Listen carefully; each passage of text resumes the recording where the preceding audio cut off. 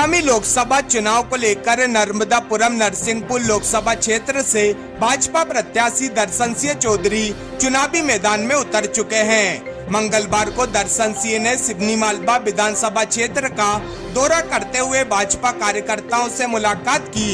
प्रसिद्ध देवस्थल बिलेट देव पहुंचे दर्शन सिंह चौधरी ने बिलेट बाबा के दर्शन करते हुए आशीर्वाद लिया।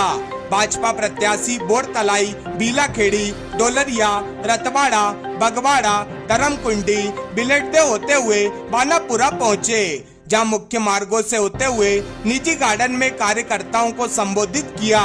इस दौरान जगह जगह उनका स्वागत भाजपा कार्यकर्ताओं सहित सामाजिक व्यापारिक संगठनों द्वारा किया गया।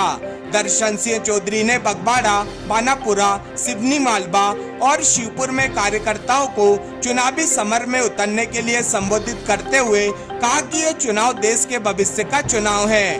भाजपा ने इस बार हर बूथ पर 370 वोट बढ़ाने के लिए तैयारी की हुई है। हमारे बूथ स्तर के कार्यकर्ता हमारी सबसे बड़ी ताकत है। अब हम सबकी सामूहिक जिम्मेदारी है कि प्रधानमंत्री नरेंद्र मोदी को तीसरी बार बड़े बहुमत से प्रधानमंत्री बनाना है। इसके साथ ही हमें जीत की संभावनाओं के चलते शिथिल नहीं होना है। इस बार नर्मदापुरम नरसिंहपुर लोकसभा क्षेत्र की जीत का अंतर और बढ़ाकर इसे प्रधानमंत्री नरेंद्र मोदी के साथ आगे बढ़ना है। हमारी सरकार और प्रधानमंत्री सबका साथ, सबका विकास और सबका विश्वास के मंत्र के साथ चलते हैं, तो हमें किसी की अरनगल बातों में नहीं आना है। देश के लिए समर्पित चुनाव में हमें बढ़ चढ़कर शामिल होना है। वही सिवनी मालवा में मीडिया से चर्चा के दौरान उन्होंने कहा कि 2047 के विकसित भारत की संकल्पना के साथ हम इस लोकसभा चुनाव में उतर रहे हैं। स्वास्थ्य, शिक्षा, किसान, सड़क, परिवहन सहित किसान हमारी प्राथमिकता रहने वाले हैं। फसल के समर्थन मूल्य पर उन्होंने कहा कि पूर्व की सरकारों ने किसानों के लिए कुछ नहीं किया है। हमने लागत को कम करके उत्पादन बढ़ाया है।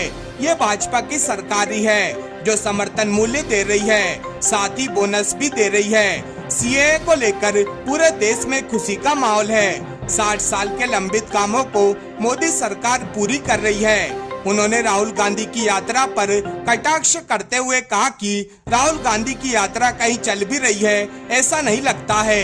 राहुल गांधी तो हमारे लिए शुभंकर हैं। उनकी यात्रा जहां जहां से निकली है वहां उनका सुपड़ा साफ होना तय है। आज सिवनी मालवा आपका कार्यक्रम है, तो क्या मुद्दे रहेंगे चुनाव में? सबसे पहले तो मैं हमारे केंद्रीय और राज्य के नेतृत्व का आभारी हूँ कि मुझ जैसे साधारण कार्यकर्ता को और लोकसभा का टिकट दिया, और ये केवल भारतीय जनता पार्टी में संभव है। हमारे मुद्दे 2047 का विकसित भारत और हमारा नर्मदापुरम क्षेत्र नर्मदा मैया की कृपा से कृषि आधारित क्षेत्र है। खेती किसानी से लेकर छोटे व्यापारी से लेकर प्रत्येक वर्ग की चिंता करने का काम हमारी पार्टी ने किया है। और जो एजेंडा हमारा मूल है उसमें हर जितने भी हमारी मूलभूत सुविधाएं हैं, स्वास्थ्य की हो, शिक्षा की हो, चिकित्सा की हो, चाहे हमारे अन्य सड़क, परिवहन, इन सब मुद्दों को लेकर, विशेषकर कृषि को लेकर हमारी प्राथमिकताएं रहेंगी।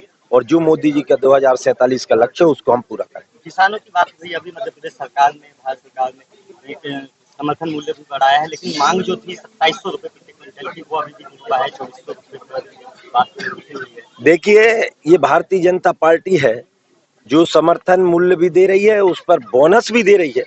इसके पूर्व की सरकारों ने ना तो ऐसा कभी किया है। मैं लंबे समय से किसानों की लड़ाई लड़ रहा हूँ और लड़ी है। हमारे अनेकों कार्यकर्ता यहाँ पर खड़े हैं।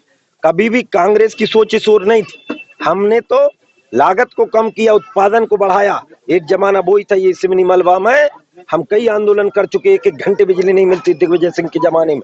अब 3-3 फसल पैदा हो रही। भारतवर्ष में यदि पंजाब का हिस्सा या टुकड़ा कहें गेहूं के क्षेत्र में, तो इसी क्षेत्र को कहा जाता है। 3-3 फसल ले रहे हैं तो भारतीय जनता पार्टी कारण में। सीए लागू हो गया है, क्या कहना चाहेंगे? पूरे देश में खुशी का माहौल है। सभी जगह फटाके फूट रहे हैं। और अब ये जो 60 साल के लंबित काम थे उनको आदरणीय मोदी जी ने पूरा करने का काम किया है। राहुल गांधी जी की भी यात्रा चल रही है, विपक्षी गठबंधन भी लंबाई से अपने चुनाव में आने की बात करता है। किस तरीके से देखते हैं राहुल गांधी? यात्रा चल रही क्या उनकी? वो तो जितने ज्यादा यात्रा करेंगे उतना जहाँ साफ होगा। अभी मध्य प्रदेश जहाँ जहाँ से गए थे उनका सुपड़ा साफ है। ये तो हमारे लिए शुभंकर है, खूब यात्रा कर। विपक्षी गठबंधन को किस तरीके से देखते हैं, जो विपक्ष का गठबंधन बन रहा है? मैं तो आपसे भी पूछना चाहता हूँ, आपके मन में विपक्ष की भूमिका मध्य प्रदेश में दिखाई देती है क्या? 29 की 29 सीट मध्य प्रदेश की भारतीय जनता पार्टी जीतेगी।